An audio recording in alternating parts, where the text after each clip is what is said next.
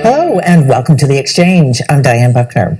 A new report has revealed an alarming trend, but perhaps one we knew was coming. Too many Canadians are living beyond their means, buying homes they can't afford, then using high-interest credit cards to bail themselves out. It's a sobering reminder to get a handle on our record debt levels before interest rates inevitably go up. Manulife polled more than 2,000 Canadian homeowners. On average, they carry $175,000 in mortgage debt. Managing that load appears to be too much for too many. Nearly 40% say that at least once this year, they didn't have enough money to cover monthly expenses. So what did they do? Some were able to tap a line of credit or emergency savings, but a third had to use their credit card. 14% even had to borrow the cash from a family member. Almost all of those surveyed, though, believe their home purchase was worth it. Only 7% expect home prices to decrease in the next year. Interest rates are near historic lows. They have been for a long time, but they will go up eventually. And research shows that will make mortgage payments unmanageable for some Canadians. Imagine you have a $300,000 mortgage with a 25-year amortization period. Maybe you already do.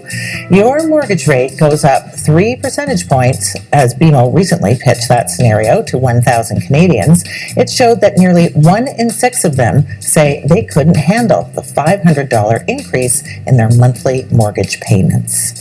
Jeffrey Schwartz is the Executive Director of Consolidated Credit Counseling Services of Canada. So, Jeffrey, do you find any of this data surprising, that 40% of Canadians couldn't afford some monthly payments this year? You know, it's scary. It's a very high number, but I'm not truthfully surprised. Almost half of Canadians live paycheck to paycheck, so these numbers don't come as a shock to me. What should people have as sort of a set amount of savings put aside for any kind of unexpected issue? Well, Consolidated, we tell people that they need to have 3 to 6 months worth of savings put aside for regular, normal household expenses. 3 to 6 months of savings? That would be thousands of dollars, right? It could be, yeah. But it's something that it's necessary for these unexpected expenses that come up. If you're a homeowner, it could be a roof, it could be a furnace, it could be anything. And unless you're prepared for it, it's going to go on likely the easiest method to pay for it, and that's probably a high interest rate credit card. So from your perspective of helping people who have managed to get into difficulty, what is the reason that so many Canadians are overstretched? I mean, this survey was talking specifically to homeowners, maybe suggesting people are spending too much on their homes. What's your perspective on it? Why are people not quite having enough money? Well, I look at 3 easy reasons, and 2 of them are very similar. One is savings. We used to save back in the 80s in the high teens, even 20%. Now it's less than 5%, and that number is actually going down a little bit. The other reason is they don't have a rainy day fund. They have no emergency savings fund. So they are in trouble as soon as they have that unexpected expense. Something completely out of the ordinary is going to put them into debt. And the last, and probably the most important, is they're buying too much house. They're getting qualified, they're going to the bank, they're saying, oh, well, you could afford this type of mortgage, you could make these payments work, but they're not taking all their life expenses into account when they take on that mortgage. So they're really living close to the line. So anything that puts them over the line is going to throw their budget out of whack. Now, when you say too much house, that just sounds like your house is too big, but perhaps you're talking about more, are your mortgage payments going to fit your income? Exactly. We want to make sure that when we do buy a house, that we're trying to make it kind of 25 to 30% of our net income as our housing expenses. And truthfully, there aren't many houses in Canada that will fit into that affordability index. Mm-hmm. I mean, you're probably talking the East Coast, you may be talking Saskatchewan, but all the other provinces fall outside of that. So do you think it's a better idea to rent? It may be a better idea to rent for a period until you can save up enough to have a sizable down payment so that your mortgage isn't that big. Or buy a smaller home, buy less homes so it doesn't cost so much. You don't need that much of a mortgage. And along with a bigger home or more home, as I said, comes higher operating expenses, higher taxes. So these are expenses that you have to factor into your budget. Now, one of the alarming things in this study was this information about, oh, well, if you were short, you would use your credit card.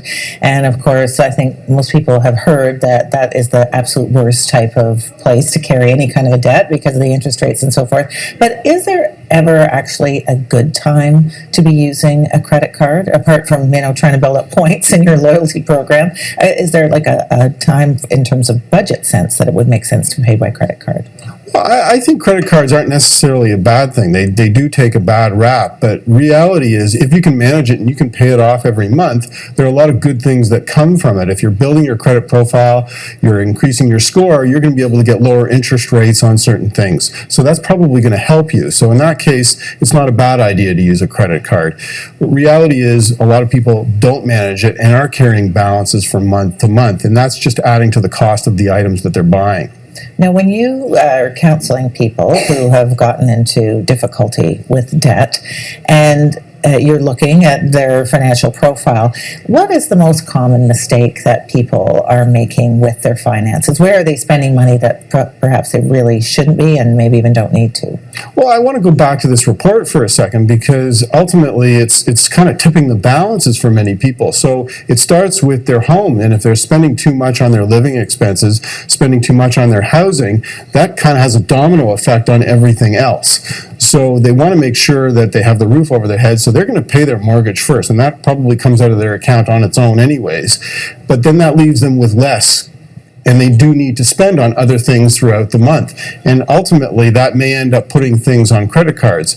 Another thing that we do see is, which is becoming a bigger line item in people's budget, is their telco expense. So it's their cell phone, it's their internet, it's their cable, all those things. That, over the last few years, has become a much larger line item. So you want to look at that and see if there's any way that they can save there. Another thing is eating out. So do you have to go out for coffee? Do you have to go out for dinners as much as you are? Are there other opportunities perhaps to get the same products and services at a lesser expense? All those things really sound painful to give up, but I'm sure it's very good advice, Jeffrey. Thank you so much for being here.